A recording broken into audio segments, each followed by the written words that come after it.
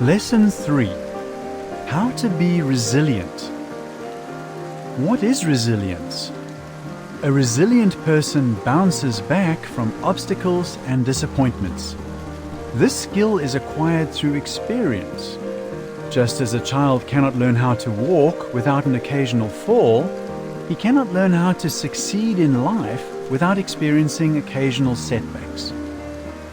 Why is resilience important?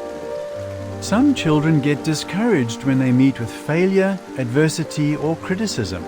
Others give up entirely. However, they need to understand the following facts. Failure is inevitable in some endeavors. Adversity affects everyone at some point. Correction is vital for learning. Resilience will help your child face life's challenges with confidence. How to teach resilience. When your child fails. Bible principle. The righteous one may fall 7 times, and he will get up again. Proverbs 24:16. Help your child put things in perspective. For example, what would he do if he failed a test at school? He might give up, saying, "I can't do anything right." To teach resilience, help your child work out a strategy that will help him to improve. In this way, he will take charge of the problem rather than become a victim of it. At the same time, avoid fixing the problem for your child. Instead, help him create his own plan. You might ask him, "What can you do to improve your understanding of the subject that is being taught?" When adversity strikes. Bible principle. You do not know what your life will be like tomorrow. James 4:14. Life is unpredictable. A person who is rich today might be poor tomorrow. A person who is healthy today might be sick tomorrow. The swift do not always win the race, nor do the mighty win the battle, says the Bible, because time and unexpected events overtake them all. Ecclesiastes 9:11.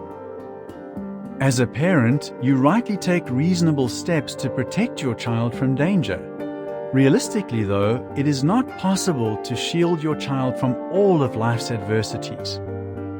Of course, your child may not be old enough to experience the loss of a job or a financial reversal. Still, you can help him cope with other adversities. For example, the loss of a friendship or the death of a family member. When your child receives constructive criticism. Bible principle. Listen to counsel in order to become wise in your future. Proverbs 19:20. Constructive criticism is not bullying. It is guidance that addresses an action or an attitude that needs to change. When you teach your child to accept correction, both of you are spared much grief. If children are always rescued from their errors, says a father named John, they will never learn. They will jump from one problem to the next, and you will spend your life following them, stomping out the fires that they cause. That makes life miserable for the parents and the child. How can you help your child benefit from constructive criticism? When your child receives it, whether at school or anywhere else, resist the urge to say that the correction is unfair. Instead, you could ask, "Why do you think the correction was given? How can you improve? What will you do the next time you are in this situation?" Remember, constructive criticism will serve your child well, not only now, but also in adulthood. The picture caption reads, "Train now." A child who is able to bounce back from disappointments and mistakes is more likely to persevere when learning skills and to become proficient at them. The following is supplementary information. Teach by example. Do I admit my mistakes, or do I blame others? Do I talk about my failures and what I learned from them? Do I ridicule others for their mistakes? What we did. We did not protect our children from every challenge, failure, or mistake. When I was young, enduring those things made me a better person.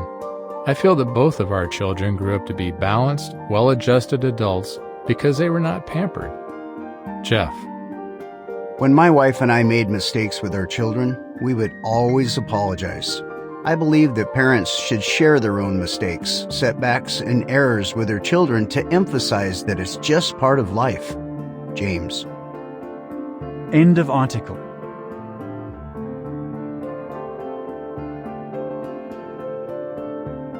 Lesson 4. How to be responsible.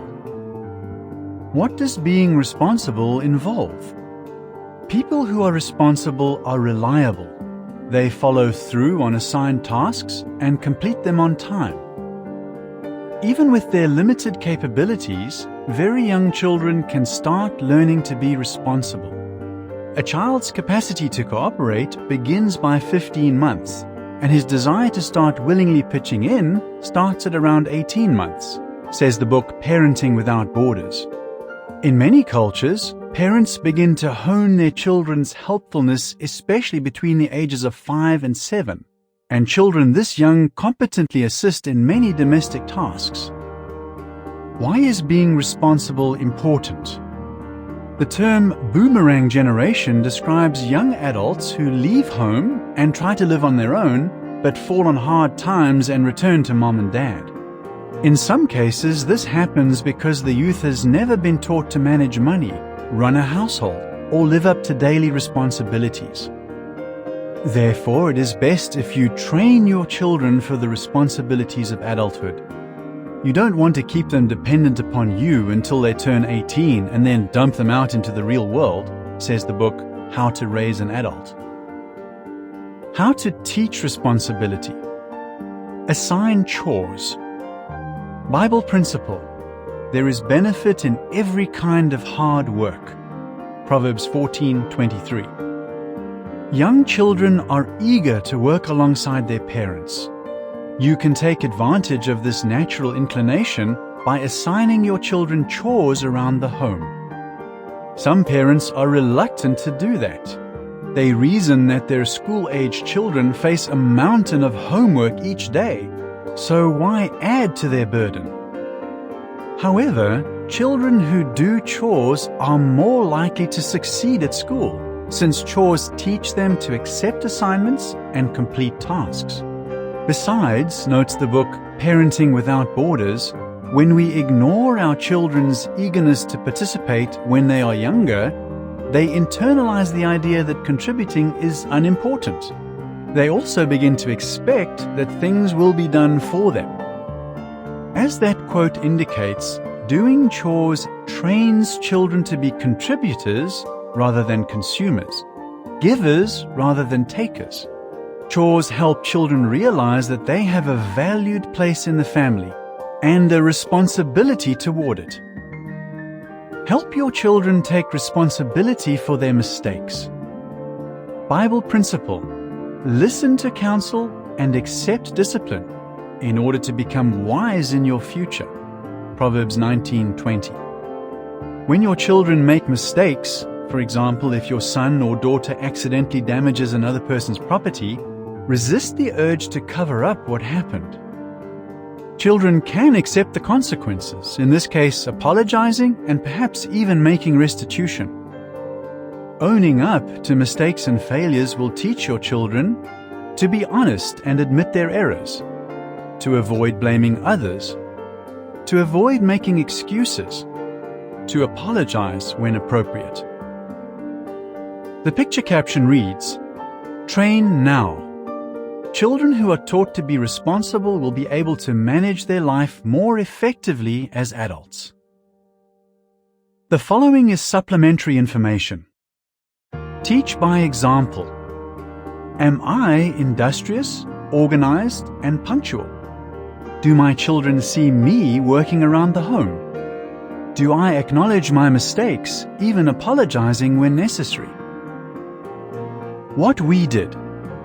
If I was making dinner, the children helped from a very young age. If I was folding laundry, they folded some too. If I was dusting, they dusted. Work became fun for them. They were happy just to be with me, doing what I was doing. That's how they learned to be responsible. Laura. Once, I had our young son call a family friend and tell her he was sorry for being rude. Over the years, he's had to apologize on numerous occasions for saying honest but unkind things. But now he has learned to apologize freely when he makes a mistake. Deborah. The benefits of consequences. Children make mistakes, and when they do, it's vital that parents remember that the educational benefits of consequences are a gift, writes educator Jessica Leahy in The Atlantic magazine.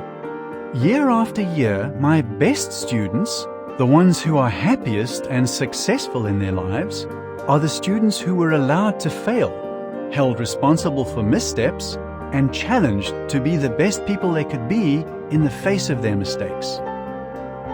End of article.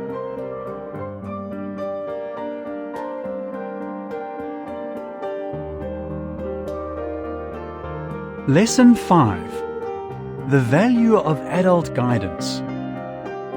What does adult guidance involve? Children need adults in their life who can provide leadership and advice. As a parent, you are in the best position to fulfill that role. In fact, it is your duty. However, other adults can be mentors to your children as well. Why is adult guidance important? In many lands, young people have little interaction with adults. Consider this. Children spend much of their day at school where students outnumber teachers and other adults.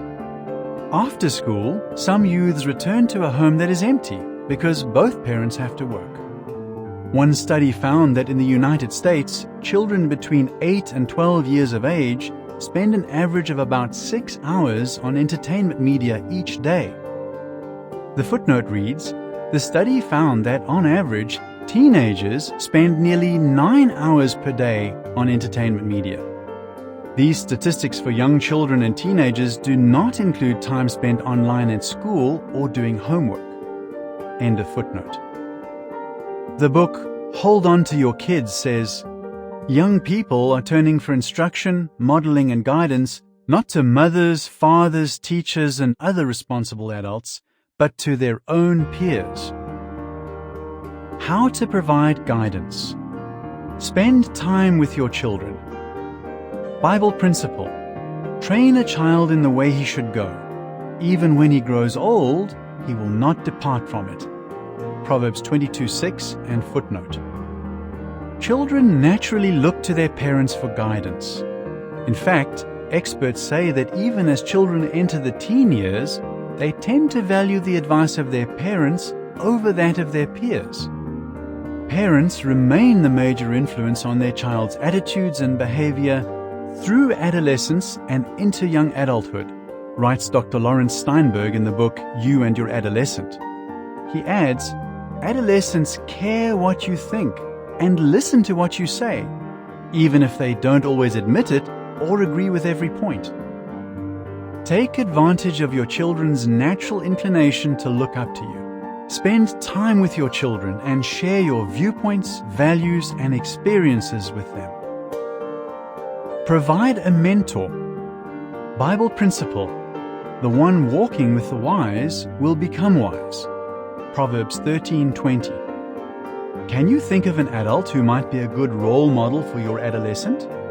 Why not arrange for that person to spend time with him or her? Of course, you should not abdicate your parental authority, but the encouragement from a trusted adult who you know will not harm your child can supplement the training you provide. In the Bible, Timothy, even as an adult, benefited greatly from the association he had with the Apostle Paul, and Paul benefited from Timothy's companionship. During the past century, many families have become somewhat fragmented, as grandparents, uncles, aunts, and other relatives may live in another part of the world. If that is true in your case, try to provide your teens with opportunities to learn from adults who have traits that you would like to see in your children. The picture caption reads, Train now. A child who looks to adults for guidance is more likely to display wisdom and maturity later in life. The following is supplementary information. Teach by example. Am I a good role model for my children? Do I show my children that I too look up to those with greater experience as mentors? Do I demonstrate that my children are important to me by spending time with them? What we did. Sometimes when I'm in the middle of something, my daughter will say she wants to talk. I always make sure that she is a priority, even if I have to tell her to wait a few minutes so that she can have my undivided attention. My wife and I also strive to set a good example so she will see that we live by the same principles we are teaching her. David. When our daughter was born, my husband and I decided that I would not work, but would stay home to help raise her. I do not regret that decision. It is very important to do as much as possible to be present in a child's life so that he or she will have proper guidance and direction. More important, being there shows your child that you care. Lisa. Spending time with adults. My children have grown up around a diverse group of adults, and this has helped them to see life through other people's experiences. For example, they were amazed when my grandmother told them that when she was a little girl, her family was the first one to get an electric light. She told them that people from surrounding areas came to their house just to stand in the kitchen and watch the light being turned on and off. That story made my children see how different life used to be. Learning about their great-grandmother in this way also helped them to have respect for her and for other older ones.